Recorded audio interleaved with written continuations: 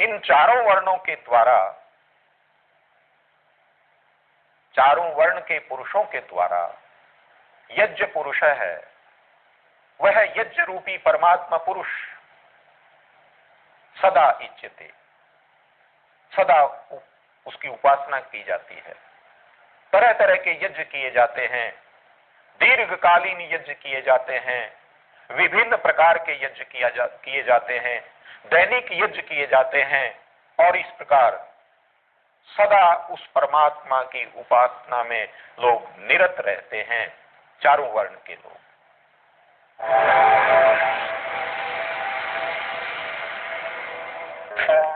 मुट्ठी कसने से ही बदलती है हाथ की लकीरें भैया। जब एक मुट्ठी लीनी होते हैं हजारों मुट्ठी अनाज। संकल्प की एक मुट्ठी से मिली है हमें सर उठाकर जीने की ताकत। मेहनत कश मुट्ठियों ने बनाई भारत की नई तस्वीर।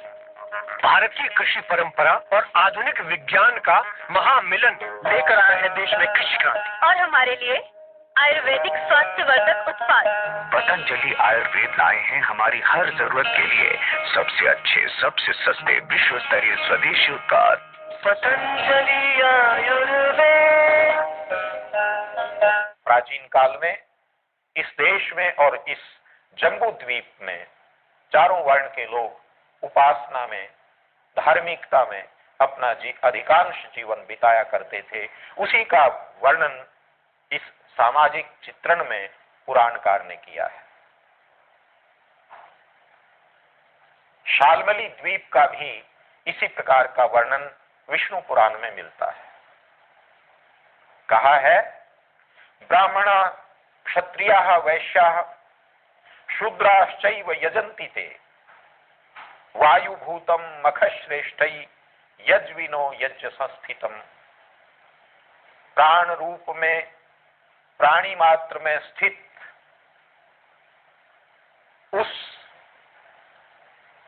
यज्ञ रूप परमात्मा को, यज्ञ स्थित परमात्मा को मखश्रेष्ठ ही उत्तम उत्तम यज्ञों के द्वारा, दीर्घकालीन यज्ञों के द्वारा शाल्मली द्वीप के चारों वर्ण, ब्राह्मण, क्षत्रिय, शूद्र और वैश्य यजंती, उसकी उपासना करते हैं, यज्ञ के द्वारा उसका अनुष्ठान करते हैं, उसको स्मरण किया करते हैं। यह शाल्मली द्वीप का वर्णन है। इसी प्रकार पुष्कर द्वीप का वर्णन भी हमें प्राप्त होता है। पुष्कर द्वीप के विषय में तो यह कहा गया है कि वहां तो चारों वर्ण न के बराबर हैं, क्योंकि प्राय सभी लोग ब्राह्मण वर्णधारी हैं और ब्राह्मण वर्णधारी होने के कारण केवल ब्राह्मणों के कर्तव्यों का ही वहां पालन किया जाता है। इस प्रकार उस आदिकालीन इतिहास का विवरण हमें पुराणों में प्राप्त होता है। यहां जो मैंने आपके सामने प्रमाण पढ़े हैं, ये प्रमाण केवल विष्णु पुराण और भागवत पुराण से बड़े संक्षेप से लिए हैं।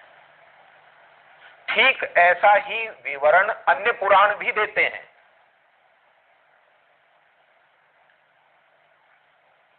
यह विवरण बहुत ही स्पष्ट रूप से इस बात को सिद्ध करता है, इस बात को पुष्ट करता है कि प्राचीन काल में समग्र भूभाग में जहां सभ्य मानव बसता था,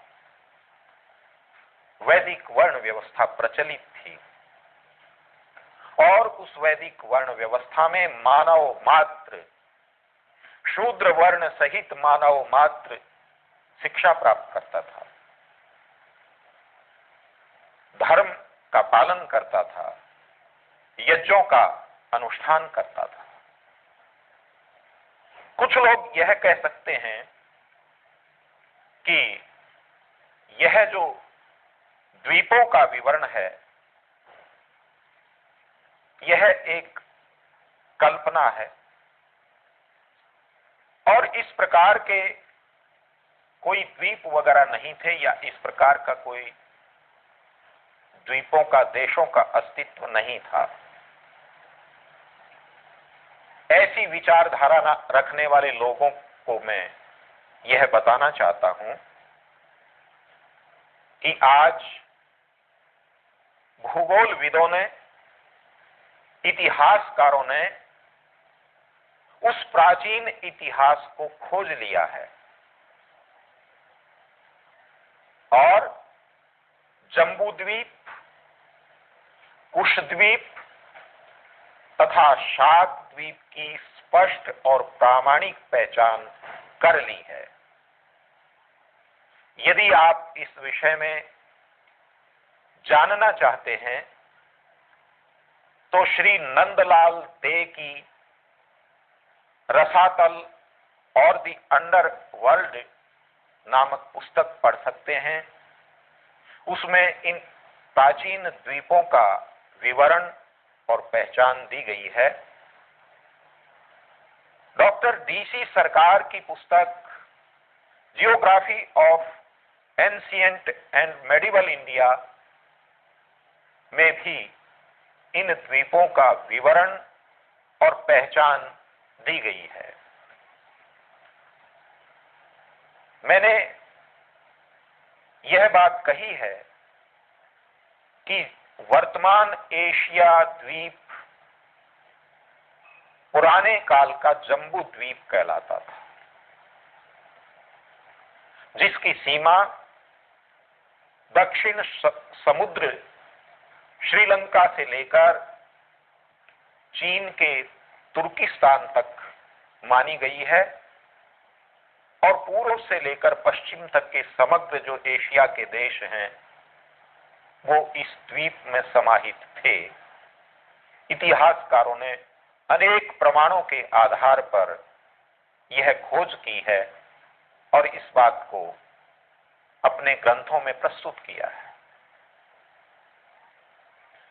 इसी प्रकार शाक द्वीप का वर्णन क्षीर सागर से जुड़ा हुआ प्राचीन ग्रंथों में मिलता है। यह क्षीर सागर प्राचीन काल में पश्चिम के वर्तमान कृष्ण सागर से आरंभ होकर साइबेरिया के उत्तरी भाग में फैले हुए आर्कटिक समुद्र तक एक महासागर के रूप में फैला हुआ था। इस समुद्र ने शाक द्वीप को घेर रखा था, किंतु अब उसके कृष्ण सागर, कैस्पियन सागर और बालकश झील केवल अवशेष बचे हुए हैं। उसी क्षीर सागर को फारसी में शीर कहा गया है। क्षीर का अर्थ दूध है और शीर का अर्थ भी दूध है, अर्थात जहां मीठा पानी है, सफेद उज्जवल पानी है, दूध के समान पानी है, इस कारण उसका क्षीर सागर नाम पड़ा। और बाद तक के यात्रियों ने भी इसको इसी नाम के साथ या इसी अर्थ में इसका नाम दिया है। यूनानी यात्री मार्को पोलो ने भी इसको क्षीर सागर लिखा है। मार्को पोलो जो है इसका भी अर्थ, क्षमा करें, ईरान के पास एक नदी का नाम शीरी है और रूस की नदी का नाम मालोकोन्या है। रूसी भाषा के अनुसार मालो को इसका अर्थ जो है दूध से ही साम्य रखता है। इसी क्षेत्र को वर्तमान इतिहासकार सीथिया नाम से पुकारते हैं, जिसको बाद में संस्कृत में शकानाम वेय्या अर्थात शकानाम बीज है, शकों का मूल प्रदेश कहा गया है। और उन्हीं शकों के कारण से शाक द्वीप नाम पड़ा। यह स्थान यूरेशिया में डैन्यूब नदी से लेकर त्यान शान अल्ताई पर्वत श्रेणी तक था, लेकिन बाद में ये लोग ईरान के पूर्वी भाग में आकर बस गए, तो उस स्थान को फिर सीस्थान कहने लगे। शक स्थान का अपभ्रंश रूप सीस्थान है। इस प्रकार शक स्थान की